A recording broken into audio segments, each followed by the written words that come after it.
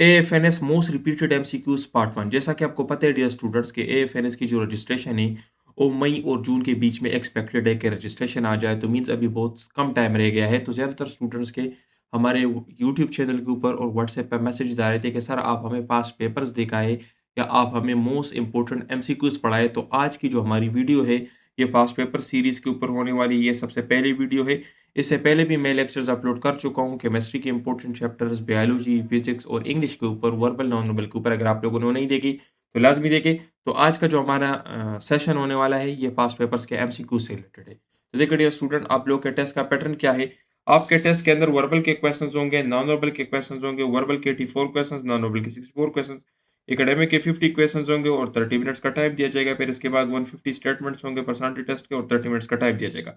Verbal non verbal में आपका काम क्या है, ट्रिक्स को समझना, और एकेडमिक में आपका काम क्या है, इंपॉर्टेंट चैप्टर्स को समझना। अभी ट्रिक्स क्या है और इंपॉर्टेंट चैप्टर्स क्या है आगे जाकर देखते हैं इस वीडियो के अंदर। देखिए डियर स्टूडेंट, सबसे पहला क्वेश्चन हमारा क्या है कि अगर 15 अगस्त 2024 को थर्सडे है तो आप बताएं कि 15 अगस्त 2025 को कौन सी दिन होगी। इस तरह के क्वेश्चंस आप लोगों के इनिशियल टेस्ट के अंदर आते हैं जिसका आप लोगों ने आंसर देना होता है। तो अभी देखिए डियर स्टूडेंट, ये आपके पास ऑप्शन है। इसका अपना शॉर्टकट ट्रिक है। शॉर्टकट ट्रिक क्या है, हर साल एक दिन आगे होता जाता है। मींस अगर इस साल 15 अगस्त को आपके पास थर्सडे है तो नेक्स्ट 15 अगस्त को क्या होगी, आप इसके साथ एक दिन जमा करें तो थर्सडे के साथ अब अगर आप एक दिन जमा कर लेते हो तो आपका आंसर क्या हो जाएगा, फ्राइडे। तो इस तरह से जब भी सेम डेट के ऊपर आप लोगों ने दिन को मालूम करने हो तो आप एक दिन जमा कर लीजिए। जिस तरह यहाँ पर थर्सडे, तो अगर आप एक दिन जमा कर लेते हो तो आपके पास क्या हो जाएगा, फ्राइडे हो जाएगा। अगर लीप ईयर हो, लीप ईयर क्या होता है, लीप ईयर हर 4 साल बाद आता है, फिर आपने 2 दिन जमा करने होते हैं। इसके ऊपर मैं मजीद डिटेल से वीडियो बनाऊंगा। अभी आप लोगों ने क्या करना है, सिंपली अगर आपके पास हो दिन दिया गया हो साल का और आपसे पूछा जाए कि इस सेम डेट के ऊपर नेक्स्ट ईयर कौन सी दिन होगी, तो आप लोगों ने सिंपली एक दिन जमा करना है। ठीक है, ये बात आपको समझ आ गई। अच्छा, यहाँ पर देखिए student, select a suitable figure from the options that would complete the figure matrix. यहाँ पर कौन सा शेप आएगा ये आप लोगों ने बताना है। तो देखिए डियर स्टूडेंट, नॉन वर्बल को सॉल्व करने का तरीका तो मैं काफी मर्तबा पहले भी बता चुका हूँ। आपने हमेशा क्वेश्चन को हॉरिजॉन्टली स्टडी करना है, मतलब सबसे पहले आपने इसको स्टडी करना है, फिर इसको स्टडी करना है, फिर आपने इसको स्टडी करना है। कभी भी क्वेश्चन को ऊपर से नीचे की तरफ नहीं करना कि मीन्स पहले आप इसको पढ़े फिर इसको पढ़े फिर इसको पढ़े, आपका क्वेश्चन गलत हो सकता है इस तरह से। ठीक है, तो अभी देखिए, पहला हमारा रूल क्या था, आपने क्वेश्चन को हमेशा हॉरिजॉन्टली पढ़ना है, ये मेरा पहला रूल था। दूसरा रूल क्या था, मिड वाली लाइन को पढ़ने की जरूरत नहीं है क्योंकि हमने अपना टाइम बचाना है। अभी यहाँ पर अगर मैं देखूँ तो मुझे नजर आ रहा है कि यहाँ पर एक एरो है, ठीक है, यहाँ पर भी एक एरो है और यहाँ पर भी एक एरो है। इन दोनों एरो की डायरेक्शन सेम है और इस वाले एरो की जो डायरेक्शन है वो इन दोनों के अपोजिट है। अच्छा, ये तो मुझे पता चल गया है। अभी इट मीन्स के इस लाइन को तो पढ़ने की जरूरत नहीं है, मुझे चेंज का इतना पता चल गया कि एक एरो जो है वो यहाँ पर सेम आएगा और यहाँ पर चेंज होगा। तो देखिए ये एरो यहाँ पर बिल्कुल सेम आ जाएगा और यहाँ पर ये ऊपर की तरफ या नीचे की तरफ आया हुआ है, चेंज हुआ है, ये तो मुझे पता चल गया। अभी अगर मैं इस एरो को देखूं तो ये एरो यहाँ पर ऊपर की तरफ है, यहाँ पर ये एरो नीचे की तरफ आ गया है। तो इट मीन्स कि इस एरो का भी मैंने डायरेक्शन चेंज करना है। तो अभी अगर मैं यहाँ पर देखूँ तो ये नीचे की तरफ है, अभी मैं इसको यहाँ पर चेंज करके ऊपर की तरफ कर लूंगा तो ये मेरा कुछ इस तरह से आ जाएगा। इट मीन्स कि यहाँ पर जो शेप मिसिंग है उसके अंदर दो एरोज होंगे और उन दोनों एरोज का जो डायरेक्शन है वो ऊपर की तरफ होगा। तो इट मीन्स मेरा आंसर क्या हो जाएगा, 1 मेरा आंसर हो जाएगा। समझ आ गई है। अभी लेट सपोज अगर यहाँ पर थर्ड नंबर आपसे पूछा जाता कि आप थर्ड नंबर बताए, तब आपका आंसर क्या होता और आप लोग किस तरह से मालूम करते। तो यहाँ पर देखिए, तो देखिए डियर स्टूडेंट्स, ये तो हमने मालूम कर लिया कि इसका आंसर क्या है। अभी लेट सपोज अगर आपसे वो लोग ये पूछते कि यहाँ पर कौन सी शेप मिसिंग है और ये दो एरो नीचे की तरफ कैसे आए हैं, तो इसको हमने कैसे करना है। तो देखिए सिंपली हमने यहाँ पर ये देख लिया है कि यहाँ पर मेरे पास दो एरोज हैं, ठीक है। इसमें से ये वाला एरो जो है इसकी डायरेक्शन चेंज हो चुकी है और ये वाला जो एरो है ये अपनी जगह पे आया हुआ है। तो मैं इस तरह से यहाँ पे भी कर लूंगा। तो देखें, इस वाले एरो की मैं डायरेक्शन चेंज कर लूंगा तो ये नीचे की तरफ हो जाएगा और ये अपनी जगह पे आ जाएगा तो ये नीचे की तरफ। तो इस तरह से ये मेरे पास आएगा। तो कहने का क्या मतलब है, आपने सबसे पहले क्वेश्चन को हॉरिजॉन्टली स्टडी करना है। ये सबसे पहला ट्रिक आपके पास हो गया है। हॉरिजॉन्टली स्टडी करने के बाद मिड वाले लाइन को पढ़ने की जरूरत नहीं है क्योंकि आपका टाइम जाया होगा। तीसरे नंबर पे क्या है, आपने चेंज को देखना है कि चेंज किस तरीके से आया है। जिस तरह यहाँ पर और यहाँ पर मुझे चेंज का पता चल गया और उसके हिसाब से आपने अपना आंसर निकालना है। ये 4 इंपॉर्टेंट बातें हैं जो आपने किसी भी नॉन नोबल क्वेश्चन के ऊपर याद रखनी है, ठीक है? अभी देखिए डियर स्टूडेंट नेक्स्ट हमारा क्वेश्चन क्या है कि which nutrients chemical digestion begins in the mouth? Mouth में कौन से कंपोनेंट की डाइजेशन स्टार्ट होती है? तो प्रोटीन, फैट, कार्बोहाइड्रेट्स और विटामिन्स। तो जो आपके पास कार्बोहाइड्रेट है यानी जो स्टार्च है इसकी जो ब्रेकडाउन है डाइजेशन है ये माउथ में स्टार्ट हो जाती है, ठीक है? अभी यहाँ पर देखिए डियर स्टूडेंट्स यहाँ पर मैंने डाइजेस्टिव ट्रैक्ट का पूरा सिस्टम दिया गया है, ठीक है? तो यहाँ पर आपके आर्गन कौन से? माउथ, पैरिंग्स, फिर उसके बाद क्या है? एसोफिगस, फिर उसके बाद क्या है? आपके पास स्टमक है, स्टमक के बाद आपके पास स्मॉल इंटेस्टाइन है, फिर लार्ज इंटेस्टाइन है, फिर रेक्टम है, फिर एनस है। तो आपसे पार्ट्स भी पूछे जा सकते हैं आपके इनिशियल टेस्ट में, ठीक है? कि कौन-कौन से पार्ट्स हैं। अच्छा ये हो गया। अभी इसके ऊपर हमारे मज़ीद एमसीक्यूज़ क्या है? कौन-कौन से एमसीक्यूज़ हमसे पूछे जा सकते हैं? तो देखिए डियर स्टूडेंट्स, आपके पास एक एंजाइम होता है जिसको सेल्यूलर एमाइलेज कहते हैं या पेटिलिन कहते हैं और ये कहाँ पर होता है? ये माउथ में होता है और ये क्या करता है? ये ब्रेक डाउन करता है स्टार्च की माल्टोज़ में माउथ के अंदर, ठीक है? तो माउथ के अंदर सिर्फ़ और सिर्फ़ कार्बोहाइड्रेट्स की ब्रेक डाउन होती है, प्रोटीन्स, फैट्स और विटामिन्स वगैरह की नहीं होती। ये बात आपको समझ आ गई और कौन सा एंजाइम है? सेल्यूलर एमाइलेज या पेटिलिन एंजाइम, ठीक है? अच्छा। अभी अगर मैं आपसे पूछूँ कि डियर स्टूडेंट्स आप मुझे ये बताएँ कि प्रोटीन की डाइजेशन कहाँ पर होगी? तो प्रोटीन की जो डाइजेशन है वो स्टमक के अंदर होती है। स्टमक के अंदर पेप्सिन एंजाइम होता है जो कि इसकी ब्रेक डाउन करता है, ठीक है? तो ये आपके पास दूसरा एमसीक्यू हो गया। ये एडिशनल पॉइंट्स जितने भी हैं ना, तो या तो इनिशियल टेस्ट में ये पूछे गए हैं या पूछे जा सकते हैं। इस तरह के एमसीक्यू सेम टू सेम हमने अपने नोट्स के अंदर भी सॉल्व किए हैं। अभी जो लास्ट ईयर वाले एमसीक्यूज़ हैं, तो उनको टोटल 700 पेजेज़ के ऊपर मैंने सॉल्व किया हुआ है। हमारे नोट्स के अंदर जो पास्ट पेपर्स हैं, वो 700 पेजेज़ के ऊपर सिर्फ़ एमसीक्यूज़ हैं। तो इंशाल्लाह जो नोट्स हम आपको देंगे, वो गारंटीड नोट्स होंगे और अगर उनको आप कवर कर लेते हो, तो आपका टेस्ट आसानी से क्लियर हो जाएगा। आप इस बात से अंदाज़ा लगाएँ कि नोट्स के अंदर सिर्फ पास्ट पेपर 700 पेजेस के ऊपर है और सारे डिटेल्ड के साथ है। आंसर, एक्सप्लेनेशन, एडिशनल पॉइंट्स इस तरह से उसके अंदर हमने दिए हैं। इसी तरीके से फैट की डाइजेशन कहाँ पर होती है? तो स्मॉल इंटेस्टाइन में होती है और बाइल आपको पता है, ये भी यहाँ पर होता है, ठीक है? अच्छा फिर इसके बाद क्या है? विटामिन्स की डाइजेशन माउथ के अंदर नहीं होती और पैंक्रियाटिक जूस की जो आपके पास पीएच है, वो क्या है? 8 टू 8.3 ये लास्ट ईयर इनिशियल टेस्ट में काफ़ी मर्तबा पूछा गया है, ठीक है? ये पीएच तो ये आपको याद होना चाहिए। अच्छा देखिए, नेक्स्ट आपके पास क्या है कि which type of organisms are found in hot springs considered similarly to early life. तो मतलब जो आपके पास इवोल्यूशन है अर्ली लाइफ के साथ जो सिमिलरिटी रखती है, जो सबसे ज़्यादा इस दुनिया में उन्होंने सर्वाइवल की है, तो कौन-सी चीज़ है? तो आपको पता है जो आपके पास हॉट स्प्रिंग्स होते हैं, वहाँ पर थर्मोफिलिक बैक्टीरियाज़ होते हैं और थर्मोफिलिक बैक्टीरियाज़ जो है, तो ये early form of life consider किया जाता है, ठीक है? और ये आपको पता है, ये मैंने थर्मोपाइल की एक तस्वीर दी है, ये आप लोगों के बुक्स के अंदर भी है और ये काफ़ी फेमस है, ठीक है? थर्मोफाइल क्या है? जो कि एक्सट्रीम टेम्परेचर पर जो बैक्टीरियाज़ रहते हैं, उनको थर्मोफिलिक बैक्टीरियाज़ कहते हैं, ठीक है? अभी देखिए डियर स्टूडेंट मज़ीद एडिशनल पॉइंट्स क्या है? अक्सर इस तरह से बताया जाता है कि अर्ली जो लाइफ है या तो हॉट स्प्रिंग्स में या डीप सी वेंट्स में जो है ओरिजिनेट हुई है। उसकी ओरिजिन जो है या तो हॉट स्प्रिंग्स है या डीप सी वेंट्स है, ठीक है? इसी तरीके से जो आपके पास स्ट्रोमेटोलाइट्स है यानी साइनोबैक्टीरिया है, ये भी हॉट स्प्रिंग्स के अंदर रहते हैं। साइनोबैक्टीरिया के ऊपर और कौन से एमसीक्यूज़ आ सकते हैं? तो इसके अंदर फोटोसिंथेसिस होती है। तो याद रखिए dear student this is a bacteria और इसके अंदर फोटोसिंथेसिस होती है और ये ऑक्सीजन को प्रोड्यूस करते हैं। ये काफ़ी इंपॉर्टेंट है। ऑक्सीजन एक फोटोसिंथेसिस इसके अंदर होती है, ठीक है? ऑक्सीजन को यूज़ करके फोटोसिंथेसिस होती है। हॉट स्प्रिंग को एक्सट्रीमोपाइल्स भी कहते हैं और थर्मस एक्वाटिकस जो है, तो ये भी आपके पास थर्मोपाइल है और इससे हमारे पास स्टार्च पॉलीमरेज़ एक एंजाइम है जो कि इससे रिसीव होता है और वो हम पीसीआर के अंदर यूज़ करते हैं। ये एमसीक्यू काफ़ी मर्तबा रिपीट हो चुका है।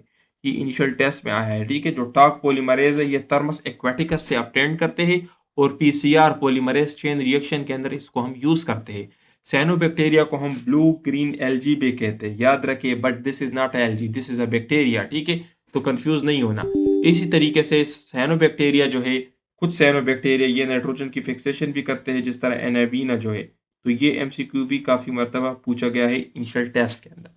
अच्छा नेक्स्ट आपके पास एमसीक्यू क्या है कि व्हाट इज़ द ग्रास यानी total ATP yield from one glucose molecule in glycolysis. Glycolysis के अंदर एक ग्लूकोज मॉलिक्यूल से टोटल कितने एटीपीज जनरेट होते हैं? तो याद रखिए डियर स्टूडेंट्स कार्बोहाइड्रेट की जो ब्रेकडाउन है, ग्लूकोज की जो ब्रेकडाउन है उसके अंदर एक ग्लाइकोलिसिस है, ग्लाइकोलिसिस के बाद फिर क्रैब रिएक्शन है, क्रैब रिएक्शन के बाद फिर लिंक रिएक्शन और फिर आपके पास जो साइटोक्रोम्स की ऑक्सीडेशन रिडक्शन वो चीज़ें होती है, ठीक है? तो यहाँ पर देखिए डियर स्टूडेंट्स, ग्रास का वर्ड आप लोगों ने भूलना नहीं। ग्रास का मतलब क्या है कि टोटल। तो टोटल क्या है? 4 एटीपी प्रोड्यूस होते हैं। एक आपसे पूछा जाता है नेट एटीपी। नेट एटीपी का क्या मतलब है कि खर्च को माइनस करके, क्योंकि 2 एटीपी तो यूज भी होते हैं, तो वो 2 एटीपी हटा के आपके पास नेट एटीपी कितने होते हैं? 2। जबकि ग्रॉस एटीपी कितने हैं? तो आपके पास है 4। तो अगर नेट एटीपी का पूछा जाए तो आपका आंसर होगा 2। क्यों? क्योंकि 2 एटीपी जो है वो यूज भी होते हैं ग्लाइकोलाइसिस के अंदर। तो 4 तो प्रोड्यूस हो रहे हैं, लेकिन उसमें से 2 जो है वो यूज हो रहे हैं। तो आपके पास नेट एटीपीज कितने होंगे? 2। और ग्रास एटीपीज कितने होंगे? 4।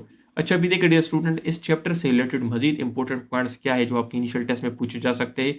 तो पहला क्या है कि नेट एटीपी कितने हैं? 2 एटीपी है और 2 एनएडीएच है। ठीक है, तो ये आपके पास नेट प्रोडक्शन है ग्लाइकोलाइसिस के अंदर। टोटल एटीपी एक ग्लूकोज से कितने बनते हैं? तो 36 टू 38 एटीपीज बनते हैं। ठीक है, क्योंकि अभी उन्होंने कुछ एनर्जी की जो करेंसीज है उनको कम किया हुआ है। तो 36 एटीपीज, ज्यादातर जगहों पे 36 एटीपीज दिया गया है। एक ग्लूकोज मॉलिक्यूल से 36 एटीपीज बनते हैं। अच्छा, क्रैब साइकिल के अंदर डायरेक्ट एटीपीज कितने बनते हैं? तो ये बहुत इंपॉर्टेंट है, ये काफी मरतबा इनिशियल टेस्ट में पूछा गया है। एक एटीपी बनते हैं। ठीक है, डायरेक्ट एटीपी। और वो जो है वो जीटीपी होते हैं, और जीटीपी की जो एनर्जी है वो एटीपी के बराबर है। तो अगर आपसे पूछा जाए कि डायरेक्ट एटीपीज कितने बनते हैं क्रैब साइकिल के अंदर? 1। और अगर आपसे पूछा जाए कि एक ग्लूकोज से क्रैब साइकिल में कितने एटीपीज बनते हैं डायरेक्ट एटीपीज, तो आपका आंसर होगा 2 एटीपीज। ठीक है, क्यों? क्योंकि एक ग्लूकोज के ऊपर 2 क्रैब साइकिल्स होते हैं। ठीक है, तो इसलिए। अच्छा, डायरेक्ट एटीपी इन ग्लाइकोलाइसिस 2 है। Direct ATP in pyruvate oxidation इसके अंदर कोई नहीं है। ठीक है, सबस्ट्रेट लेवल फास्फोराइलेशन कहां पर होती है? तो ये ग्लाइकोलाइसिस और क्रैब साइकिल में। और ये एमसीक्यू पूछे गए। ठीक है, सबस्ट्रेट लेवल फास्फोराइलेशन और ऑक्सीडेटिव फास्फोराइलेशन। सबस्ट्रेट लेवल क्या है कि इसमें एक सबस्ट्रेट से दूसरा सबस्ट्रेट बनेगा, दरम्यान में जो एनर्जी रिलीज होगी उससे एटीपी बनेगा। और ऑक्सीडेटिव लेवल फास्फोराइलेशन का क्या मतलब है? जो आपके पास वहां पर ऑक्सीडेशन होती है, जिस तरह साइटोक्रोम ए3 जो है तो ऑक्सीजन को अपने इलेक्ट्रॉन देता है, तो वहां पर जो ऑक्सीडेशन हो रही है उस ऑक्सीडेशन से हमारे पास एटीपीज बन रही है, तो उसको कहते हैं ऑक्सीडेटिव लेवल फास्फोराइलेशन। ठीक है।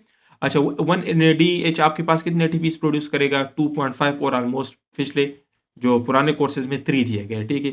और एफएडी कितने करेगा? 1.5 या 2 एटीपी करेगा। ठीक है। और एनारोबिक रेस्पिरेशन से टोटल कितने एटीपीज बनेंगे? तो टोटल 2 एटीपीज बनेंगे। ये भी एमसीक्यू काफी मरतबा इनिशियल टेस्ट के अंदर पूछा गया है। अच्छा, नेक्स्ट आपके पास क्या है कि सपोर्टिंग स्केलेटन ऑफ स्पॉन्जेस यानी पोरिफ्रा इज मेड अप। तो ये किससे बना होता है? ये आपके पास बना होता है स्पेक्यूल से। और स्पेक्यूल्स क्या है? स्पेक्यूल्स कैल्शियम कार्बोनेट के स्ट्रक्चर्स होते हैं। ठीक है, तो स्पेक्यूल्स क्या है? दीज आर द सिलिका या कैल्शियम कार्बोनेट के स्ट्रक्चर्स होते हैं जो कि सपोर्ट को प्रोवाइड करते हैं। ठीक है, ये आपके पास इंपॉर्टेंट एमसीक्यू है। एडिशनल पॉइंट्स क्या है? तो यहाँ पर देखिए डियर नेमाटोसिस जो आपके पास है, इनके अंदर स्ट्रिंगिंग सेल्स होते हैं। और स्ट्रिंगिंग सेल्स क्या है? ये प्रोटेक्टिव सेल्स होते हैं। ये प्रे वगैरह में और दुश्मन को अपने से दूर भगाने में काम आता है। सैनिटरी यानी जेलीफिश के अंदर होता है। ठीक है, कोनोसाइड्स जो होते हैं इनके अंदर कॉलर सेल्स होते हैं। ये आपको यहाँ पर नजर आ रहे हैं कॉलर सेल्स। और ये क्या काम करते हैं? ये फिल्टर फीडिंग का काम करते हैं। ठीक है, इसी तरीके से इसके अंदर ऑस्क्यूलम भी होता है। ये आपको ऑस्क्यूलम नजर आ रहा है। और ये क्या है? ये इसके अंदर ओपनिंग्स है। ये क्या है? एक्सकरेंट पोर है, यानी इसके अंदर ओपनिंग है। ठीक है, तो ये ऑस्टियम और ऑस्क्यूलम ये आपसे पूछे जा सकते हैं। पोरोसाइड्स क्या है? These are the pore cells है। ठीक है, अमीबासाइड्स क्या है? इसके अंदर अमीबासाइड्स भी है। तो ये डिफरेंट इसके स्ट्रक्चर्स है। ठीक है, और ये फिल्टर फीडिंग का क्या काम है? इसकी मूवमेंट। फिल्टर फीडिंग का क्या मकसद है? इनकी मूवमेंट करना है। ठीक है, एक जगह से दूसरी जगह। अच्छा, नेक्स्ट आपके पास क्वेश्चन क्या है कि which one of the following is a warm blooded animal? Warm blooded animal इसमें से कौन सा है? तो देखिए डियर स्टूडेंट, बैट जो है तो बैट इज अ मेमल, और मेमल जो है आपके पास वार्म ब्लडेड यानी एंडोथर्मिक एनिमल्स होते हैं। यहाँ पर मैंने एक स्लाइड दिया हुआ है कि वार्म ब्लडेड एनिमल्स क्या है और कोल्ड ब्लडेड एनिमल्स क्या है। वार्म ब्लडेड एनिमल्स वो होते हैं जो अपना इंटरनल बॉडी टेम्परेचर को मेंटेन रख सकते हैं। ठीक है, इनका अपना एक कांस्टेंट टेम्परेचर हो, जिस तरह ह्यूमन है तो ह्यूमंस आर एंडोथर्मिक, इनका अपना एक टेम्परेचर है। बाहर सराउंडिंग का टेम्परेचर जितने भी हो, चाहे आप एसी के सामने बैठे हो तब भी आपकी बॉडी का टेम्परेचर 37 डिग्री सी होगा, या चाहे आप कहीं पे भी जाए, आप धूप में बैठे, आपकी बॉडी का एक कांस्टेंट टेम्परेचर होगा। इनको हम कहते हैं वार्म ब्लडेड या एंडोथर्मिक। इसी तरीके से कुछ एनिमल्स इस तरह से है जिनकी बॉडी का टेम्परेचर सराउंडिंग के साथ मैच हो जाता है। मीन्स अगर वो पानी के अंदर चले जाते हैं तो जो पानी का टेम्परेचर है उनकी बॉडी का टेम्परेचर होगा, तो इनको हम कहते हैं कोल्ड ब्लडेड एनिमल्स। इसके अंदर देखिए ये स्नेक है, चैमेलॉन है, फिश है और बी है। स्नेक और रेप्टाइल्स वगैरह इसके अंदर आते हैं। ठीक है, ये काफ़ी इंपॉर्टेंट है, आपसे पूछे जा सकते हैं। इसकी एग्जाम्पल्स याद कर लें। अच्छा, एडिशनल पॉइंट्स क्या है? बेट जो है ये मैमल्स है, और मैमल जो है वार्म ब्लडेड है, लिज़र्ड, फ्रॉग, स्नेक्स जो है ये कोल्ड ब्लडेड है और कोल्ड ब्लडेड को हम क्या कहते हैं? एक्टोथर्मिक। ये भी पूछा जा गया है, ठीक है? ये डेफिनिशन भी आप याद कर लें, एंडोथर्मिक एंड एक्टोथर्मिक। अच्छा डियर स्टूडेंट्स, बर्ड्स भी आपके पास वार्म ब्लडेड है, रेप्टाइल्स, एम्फिबियंस और फिश जो है तो ये आपके पास कोल्ड ब्लडेड है, ठीक है? और आपके पास जो कुछ फिश जो है, जिस तरह ट्यूना एक फिश का नाम है, ये आपके पास वार्म ब्लडेड है।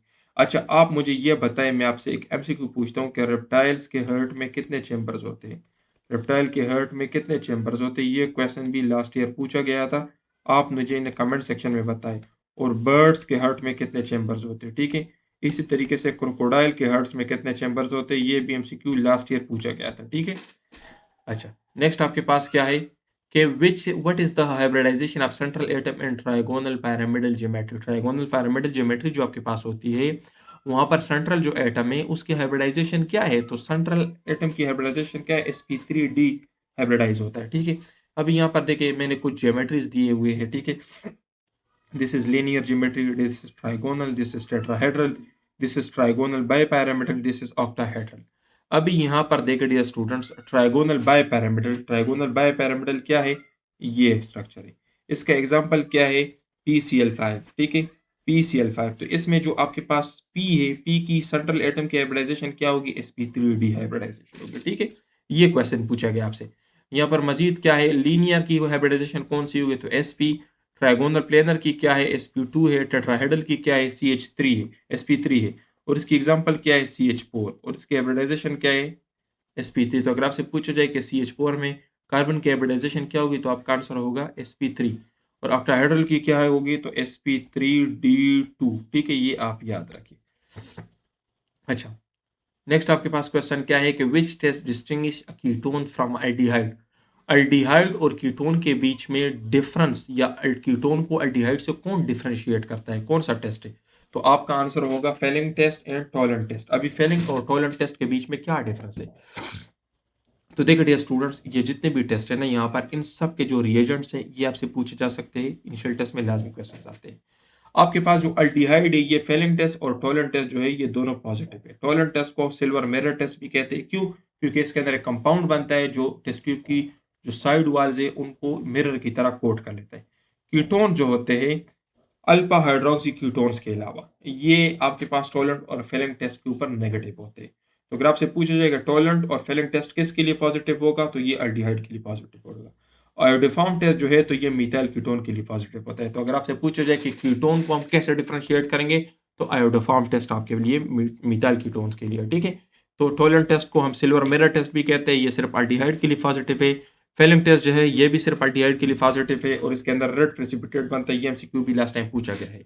और एक आपके पास है 2,4 डीएनपी, 2,4 डाइहाइड्रोनाइट्रोफिनोल, ये बोथ अल्डिहाइड और कीटोन दोनों के लिए पॉजिटिव है। और आयोडोफॉर्म टेस्ट जो है तो ये सिर्फ मिथाइल कीटोन्स के लिए पॉजिटिव है, ठीक है डियर स्टूडेंट्स? ये सिल्वर मिरर है, आपको नजर आ रहा है शीशे की तरह टेस्ट ट्यूब हो चुका है, तो इस टेस्ट को हम कहते हैं silver mirror test. Dear students, अगर आप अपने टेस्ट को गारंटी के साथ क्लियर करना चाहते हैं, आप चाहते हैं कि आपको नोट्स, लेक्चर्स, टीचर सपोर्ट सारी चीज़ें मिले और आपकी बेहतरीन प्रैक्टिस हो और सबसे बढ़कर क्वालिफाइड टीचर जो खुद आर्मी मेडिकल कॉलेज से क्वालिफाइड हो, एमबीबीएस क्लियर कर चुके हो, क्वालिफाइड हो, एसएसबी से रिकमेंडेड हो, पिछले 7 साल से पढ़ा रहा हो और 5,000 से ज़्यादा स्टूडेंट्स पढ़ा चुके हो, तो आप हमें रब्ता कर सकते हैं। मेरा नाम डॉक्टर सदीद एहसन है और मैं आपको गारंटीड तैयारी करवाऊंगा। डेमो लेक्चर्स आप देख ले, आप नोट्स देके जब आपको पसंद आ जाए और आपको लगे कि ठीक है, तो उसके बाद ज्वाइन कर लेना। हमारी जो कोर्स की फीस है तो इसके अंदर आपको वर्बल मिलेंगे, नॉन वर्बल मिलेंगे, कंप्लीट एकेडमिक मिलेगा, सेलेक्टेड नोट्स होंगे, यानी जिस सेंटर से आप अप्लाई करोगे उसी सेंटर के मुताबिक आपको नोट्स देंगे, प्रैक्टिस के लिए भी कंटेंट प्रोवाइड करेंगे, टीचर सपोर्ट आपको मिलेगा। आपके टेस्ट से पहले एक दिन पहले आपके टेस्ट डेट टाइम के मुताबिक हम आपको एमसीक्यू भी देंगे। इन नोट्स की जो फीस है 5500 है। इसके अलावा हमारे पास एक क्रैश कोर्स भी है और हमारे पास फुल कोर्स भी है। तो क्रैश कोर्स और फुल कोर्स की फीस अलग है। अगर आप उनको ज्वाइन करना चाहते हो तो उनको भी कर सकते हो। ये हमारा कॉन्टैक्ट नंबर है, इस नंबर पर रब्ता करके आप हमारे कोर्सेज को ज्वाइन कर सकते हैं। इंशाल्लाह टेस्ट आपका गारंटी के साथ क्लियर होगा। ये हमारे स्टूडेंट्स हैं, इनके रिव्यूज आप चेक कर सकते हैं जो पिछले कोर्सेज में अपने इनिशियल टेस्ट क्लियर कर चुके हैं। तो अगर आप भी चाहते हैं कि इस तरह स्टूडेंट जो कि आप अपने टेस्ट को अच्छी तरीके से अटेम्प्ट करें, टेस्ट के अंदर ज़्यादा मार्क्स आ जाए और इन स्टूडेंट्स की तरह आपका भी टेस्ट क्लियर हो, आपका भी ख्वाब पूरा हो और आप भी एएफएनएस का हिस्सा बने, तो आप हमें ज्वाइन कर सकते हैं। इन सब की आप कमेंट्स चेक कर लें, आप वीडियो को स्टॉप करके कमेंट्स चेक कर लें। ये सारे अपने टेस्ट क्लियर कर चुके हैं। जो हम आपको पढ़ाएंगे, जो हम आपको नोट्स देंगे, सिर्फ इनको कवर करें। लंबी-लंबी बुक्स को देखने की ज़रूरत नहीं है। इंशाल्लाह उनसे आपका टेस्ट आसानी के साथ क्लियर हो जाएगा। ये तकरीबन 250 से ज़्यादा हमारे स्टूडेंट्स हैं जो अपने टेस्ट क्लियर कर चुके हैं। ये काफ़ी लंबी हो जाएगी वीडियो, मैं जल्दी-जल्दी कर लेता हूँ। आप वीडियो को स्टॉप करके इनको चेक कर सकते हैं, तो आपका भी टेस्ट गारंटी के साथ क्लियर होगा। जो आपका सेंटर है उसी के मुताबिक आपको तैयारी करवाएँगे, उसी के मुताबिक आपको नोट्स देंगे और आपके टेस्ट से 1 दिन पहले हम आपको एमसीक्यूज़ भी प्रोवाइड करेंगे, एग्ज़ैक्ट वही आपके टेस्ट के अंदर आएँगे। तो आप हमें जॉइन कर सकते हैं। कोई भी आपका क्वेश्चन हो, एएफएनएस से रिलेटेड, वर्बल से रिलेटेड, नॉन वर्बल से रिलेटेड, एकेडमिक से रिलेटेड, या आप मज़ीद चाहते हैं कि हम किन टॉपिक्स के ऊपर वीडियोज़ बनाएँ, तो नीचे कमेंट सेक्शन में पूछ सकते हैं। अपना बहुत ख्याल रखिए, वीडियो को लाज़मी लाइक करें और शेयर करें। वस्सलाम।